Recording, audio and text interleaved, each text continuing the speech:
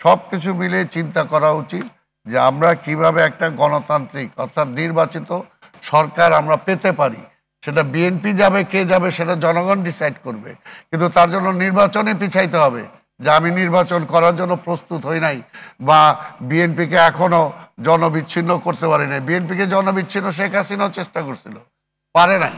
কারণ বিএনপির ভিত্তিটাই, বিএনপির জন্মই হয়েছে আওয়ামী লীগ যেখানে ব্যর্থ হয়েছে, বিএনপির জন্মই হয়েছে যখন ভারতে আধিপত্যবাদ যখন আমাদেরকে ঠেকাইতে চাইছে।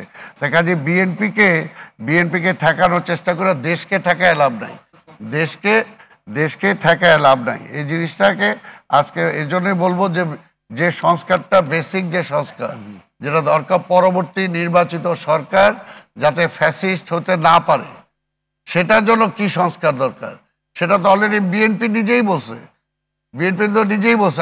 আমরা আমাদের জোটের পক্ষ থেকে যেটা সাইফুল ভাই বললেন যে শুধু একা বিএনপি না, আমরা আন্দোলনকারী সকল রাজনৈতিক দল ইভেন তাদের সাথেও সবার সাথে আমাদের আলোচনা হয়েছে। আলোচনার পরেই তো 31 দফা দেওয়া হয়েছে।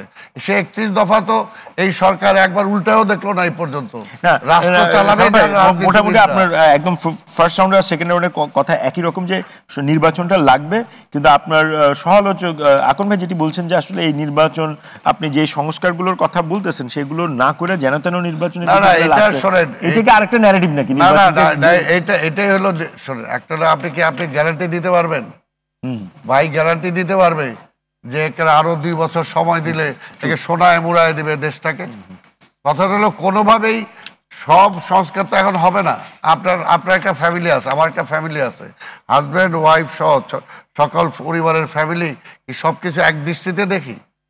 সেখানে কি সব ব্যাপারে আমি প্রথমে একমত হয়ে যাই? আলোচনা হয়, সেখানেও বিতর্ক হয়, তারপরে একটা জায়গায় যে আমি সহনশীল হয়ে সেটা মেনে নেই বৃহত্তর স্বার্থে। রাষ্ট্রের ব্যাপারটাও তাই। আজকে এই জন্য তো বললাম যে আমি পরপর যে জায়গাটা বলতেছে এখানে আমাদের ওই সচিব সাহেব যেটা বললেন যে এখানে বিএনপি যেটা বলতেছে যে 10 বছরের কথা, আমরা কি বলছি? আমরা বলছি যে পরপর 2 নির্বাচনের বেশি, মানে পরপর 2 বারের বেশি একইভাবে একই ধারায় পরবর্তী প্রধানমন্ত্রী হতে পারবে না। তার মানেটা কি? আর ওনারা বলতেছে না আপনি এখন হন আবার 10 বছর পরে হন, টোটাল 10 বছর মিলে। এটা হলো সর্বোচ্চ, মানে উনি আপনি যতবারই হন আপনি 10 বছর, না এটা কেন আমার কথাটা হলো যে বাংলাদেশকে এমন পর্যায়ে পড়ে গেছে। শোনেন, এখন পর্যন্ত আপনি যদি এটা বললে বেশি হয়ে যাবে। আওয়ামী লীগ যে মন্ত্রী বানাইছিল, কয়টা মন্ত্রী নাম আপনি বলতে পারবেন? বাংলাদেশে এখনো যে রাজনৈতিক দল বিএনপি বা আদার্স আছে, আপনি সারা জাতির কাছে উপহার দেন না, 100টা নাম বলেন যাদের উপর পিপুলের কনফিডেন্স আছে যে 100টা মন্ত্রী হতে পারবে। সেই 100 জনের মধ্যে পাবলিক বলবে যে 30 জনও নাই। কাজে এটা বললে তো হবে না, আপনি বানায় ফেলবেন নাকি রাতারাতি? এখানে এক্সপিরিয়েন্সের ব্যাপার আছে, এখানে জানার ব্যাপার আছে। এখানে খেলে যে কৃষি সম্পর্কে মিনিমাম কোনো আইডিয়া নাই তারা কৃষি মন্ত্রী বানায় আমি ছেড়ে দিলাম, তাই না?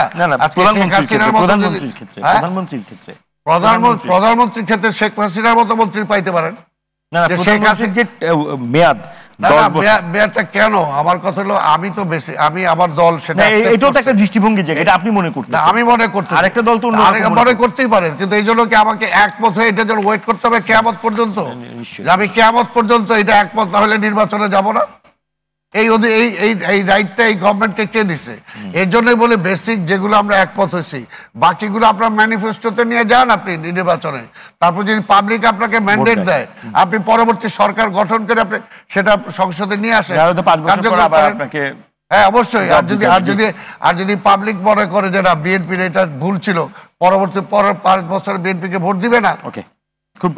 পাবলিকের উপরে ছাড়েন না কেন? সব আপনি তো মালিক হয়ে যান এই দেশের।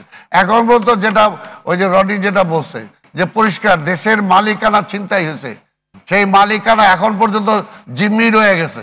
সেই জনগণের মালিকানা এখনো ফিরাই দিতে পারি নাই, ভোটার অধিকারটাই ফিরাই দিতে পারি নাই।